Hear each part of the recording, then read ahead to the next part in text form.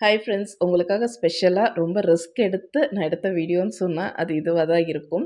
எந்த குளவிகள நீங்க அடிக்கடி கார்டன்ல நோட்டீஸ் பண்றீங்க அப்படின்னா, நீங்க ரொம்ப ரொம்ப அலர்ட்டா இருக்கணும். கண்டிப்பா பக்கத்துல தான் எங்கேயோ ஒரு இடத்துல கூடு கட்டி வச்சிருப்பாங்க. ஸோ கூடு வந்து பார்க்கறதுக்கு இந்த மாரி தான் இருக்கும். இது சில சமயத்துல குட்டியாவும் இருக்கும். கம்மி பணியாட்கள் வந்து அதில வேலை செஞ்சுட்ருப்பாங்க. சில சமயம் இந்த மாரி பெருசாவும் இருக்கும். எவ்வளோ பேர் வந்து இப்ப எவ்வளோ பேர் வேலை பார்த்துட்டு இருக்காங்கன்னு பாருங்க. ஸோ இதில முட்டை போட்டு அதுக்கப்புறமா வந்து இதிலேருந்து புது குளவிகள்லாம் வரும். ஒன்ஸ் வந்து எல்லா ப்ராசஸும் முடிஞ்சதுக்கப்புறம் காலி பண்ணிட்டு போயிருவாங்க. ஏன் அலர்ட்டா இருக்கணும் அப்படின்னு கேட்டிங்கன்னா, இந்த குளவிகள் கொட்டுச்சுன்னா பயங்கர பெயினா இருக்கும். வீங்கிரும் அந்த இடம். கையிலலாம் கொட்டுச்சுன்னா கைய வந்து 2, 3 நாளைக்கு தூக்கவே முடியாது. அந்த அளவுக்கு பெயின்ஃபுல்லா இருக்கும். இதெல்லாம் சரியானதுக்கு அப்புறம் கூட அந்த கொட்டுன இடத்த நீங்க தொடும்போதெல்லாம் ரொம்ப நாளைக்கு அந்த பெயின் வந்து இருந்துட்டே தான் இருக்கும். ஸோ இது வந்து ரொம்ப பெயின்ஃபுல்லான ஒரு பெயின்ஃபுல்லா குடுக்கக்கூடிய ஒரு குளவி. ஸோ அதனால நம்ம ரொம்பவே ஜாக்கிரதையா இருக்கணும். குழந்தைகள்லாம் இருக்காங்கன்னா ரொம்ப ஜாக்கிரதையா நீங்க பார்த்துக்கணும். இந்த குளவிகிட்ட நான் வாங்காத கொட்டே கிடையாது, வாங்காத இடமே கிடையாது. அந்த அளவுக்கு கொட்டு வாங்கியிருக்கேன். அதே சமயத்தில என் குழந்தையும் வந்து ஒரு தாட்டி கடிச்சிருக்கு. இப்ப பார்த்தா கூட இந்த குளவிய பார்த்தா ஓடி போயிருவா. எல்கேஜில கடிச்சது இப்போ 4த் ஸ்டாண்டர்ட் படிக்கிறா. பட் அவ்ளோ ஞாபகம் இருக்குன்னா, அப்ப எந்த அளவுக்கு பெயின்ஃபுல்லா இருக்கும்னு நீங்க பார்த்துக்கோங்க. மெயினா வந்து சில சினாரியோஸ் வந்து சொல்றேன். இந்த குளவி தெரியாம உங்க வீட்டுக்குள்ள வந்துருச்சு, ரூம்குள்ள வந்துருச்சு அப்டின்னா, தயவு செஞ்சு அந்த கொண்டையெல்லாம் போட்டுட்டு அதுக்கப்புறமா வெளியில தொரத்தி விடுறதுக்கு வழிய பாருங்க. ஏன்னா நீங்க தொரத்தும்போதே அது என்ன பண்ணும்னா, தலைமுடியெல்லாம் கொஞ்சம் விரிச்சு போட்டுருக்கோம் அப்டின்னா, டக்குன்னு அதில வந்து உட்காந்துக்கும். அந்த அநியாயம்லாம் பண்ணும். அதுக்கப்புறமா வெளியில வந்து துணி காய போடுறீங்க, அந்த கூண்டு பக்கத்தில தான் சம்திங் சரவுண்டிங்கில தான் நீங்க துணி காய போடுறீங்க அப்டின்னா, ரொம்ப கேர்ஃபுல்லா இருக்கணும். துணிகளுக்குள்ள அவ போய் எப்போவாவது ஒரு இடத்துல உட்காந்துக்கும். நம்ம துணி மடிச்சு வைக்கும்போது கூட தெரியாது. போடும்போது தான் வந்து கொட்டும்போது தான் தெரியும், உள்ள குளவி இருக்கிறது. ஸோ இந்த மாரி வந்து கொஞ்சம் கேர்ஃபுல்லா தான் இருக்கணும்.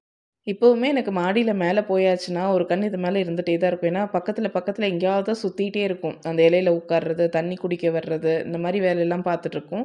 ஸோ, நான் எப்பவுமே ஒரு டவல் வச்சிருக்கிறதுனால, பக்கத்துல வர மாரி இருக்கு அப்டின்னா, ஒரே தட்டு தட்டி விட்டுருவேன். ஸோ தட் வேற பக்கம் பறந்து போயிரும். சில டைம் ரிப்பீட்டடா வந்து தொரத்துற மாரி இருக்குன்னா, அந்த இடத்த விட்டே நான் நகர்ந்து வந்துருவேன். அதுக்கு மேல அங்க இருக்க மாட்டேன்.